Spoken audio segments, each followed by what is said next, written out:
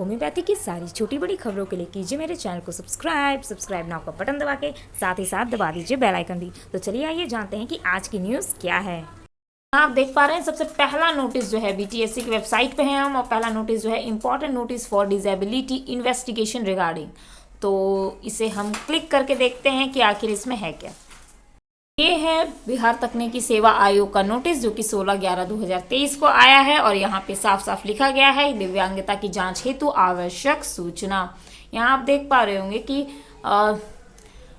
साफ साफ लिखा है कि 22/11/2023 से 23 और 23/11/2023 को दो पालियों में प्रथम पाली 10:30 से 1:30 PM तक आपकी फर्स्ट पाली होगी। सेकेंड पाली जो है 2:30 PM से लेकर 5:30 PM तक होगी। दिव्यांगता की जांच गठित मेडिकल बोर्ड द्वारा बीटीएससी आयोग जो बीटीएससी है वो करेगी। 19 हॉर्डिंग रोड पटना में आयोजित किया गया है। याद रखिएगा ऑफिस में आपको जाना है। दिव्यांगता की शारीरिक जांच हेतु आमंत्रित अभ्यर्थियों की सूची रजिस्ट्रेशन नंबर के अनुसार तिथिवार और पालीवार संकलन है। ठीक है, नीचे आप देख पाएंगे तिथि किस तिथि में किसका है। अब यहाँ पे आप देख पा रहे होंगे कि दो नोट इंपॉर्टेंट नोट है ये जो पढ़ना ज़रूरी है। यहाँ लिखा हुआ है कि दिव्यांगता की जांच हेतु उपस्थित नहीं होने एवं दिव्यांगता की जांच नहीं कराए जाने पर दिव्यांगता से संबंधित आरक्षण का लाभ दे नहीं होगा एवं पुनः दिव्यांगता जांच हेतु कोई अनुरोध दावा नहीं होगा।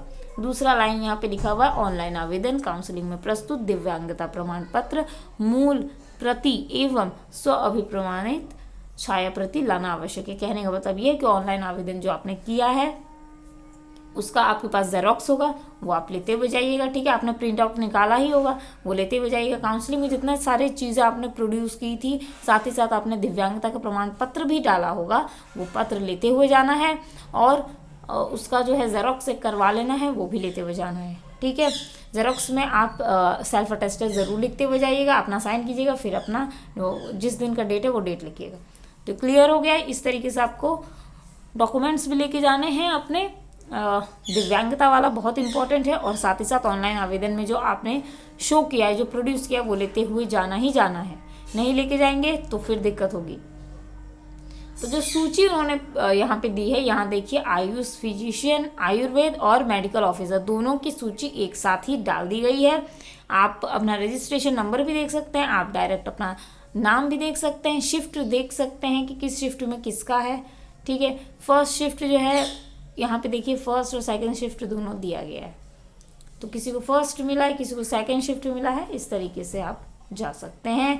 वहाँ बाहर भी लगा दिया जाएगा फर्स्ट में किसका है, सेकंड में किसका है। ठीक है, तो ये तो आयुर्वेद की ही बात हो गई। और 23 तारीख की, ये तो 22 तारीख तक था ये डेट। अब 23 तारीख को होम्योपैथ का होगा। आप यहाँ पे देख पा रहे हो होम्योपैथ, आयुष फिजिशियन और मेडिकल ऑफिसर दोनों का होगा। ओके, अब आप नीचे जाएंगे, जैसा कि आप यहाँ पे देख पा रहे हैं, ये भी होम्योपैथिक मेडिकल ऑफिसर और आयुष फिजिशियन का ही है, जो कि 23 तारीख का डेट है यहाँ पे। अब बात कर लेते हैं यूनानी। ओके, ये भी homeopathic medical officer Ayush physician का ही है। चलिए आइए नीचे चलते हैं। यहाँ आप देख पा रहे होंगे कि ये यूनानी मेडिकल ऑफिसर और आयुष फिजिशियन यूनानी जो है उनका दिया हुआ है, और ये भी 23 तारीख को है। तो काफ़ी 23 तारीख को काफ़ी लोग हैं। खैर, ऑल द बेस्ट, मिलते हैं अगले वीडियो में। और रही बात आप लोगों की, बहुत सारे कमेंट्स हैं, कुछ पॉजिटिव हैं कुछ नेगेटिव हैं।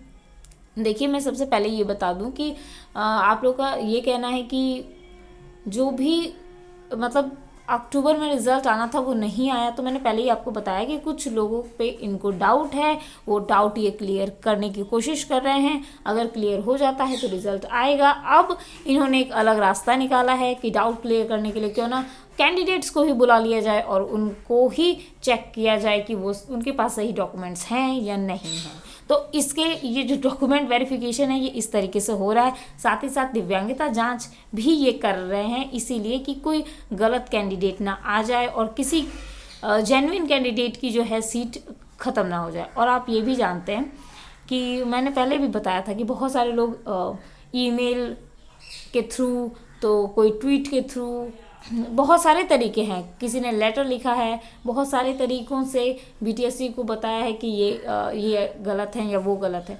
तो एक एक आदमी को तो उठा के नहीं ला सकते, इसलिए इन्होंने डायरेक्ट इस तरीके का जो है जांच करवाना सही समझा। तो ये भी एक अच्छा तरीका है। लेकिन हाँ, ये जांच अगर करवाना था और ये सारी चीज़ें करवानी थी, अक्टूबर भी एक अच्छा महीना था जिसमें ये करवा सकते थे, राइट। ये अब नवंबर का टाइम है और जानबूझ के किसी चीज़ को खींचना कुछ समझ में नहीं आता है। और इसका कारण कहीं ना कहीं सरकार भी है। अगर सरकार चाहेगी तो 2 दिन के अंदर रिजल्ट आएगा, अगर नहीं चाहेगी तो ये जो रिजल्ट है ये और आगे डिले होगा। फिर मिलते हैं अगले वीडियो में कुछ और नई जानकारियों के साथ।